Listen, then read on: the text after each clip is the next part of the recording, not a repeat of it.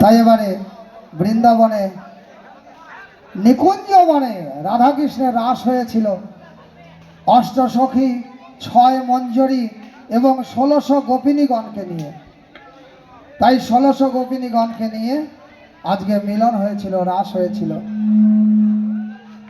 তাই এবারে সুরে সুরে আমরা শরদ চন্দ্র পবন মন্দ বিপিনে ভরল কুসুম গন্ধ রে,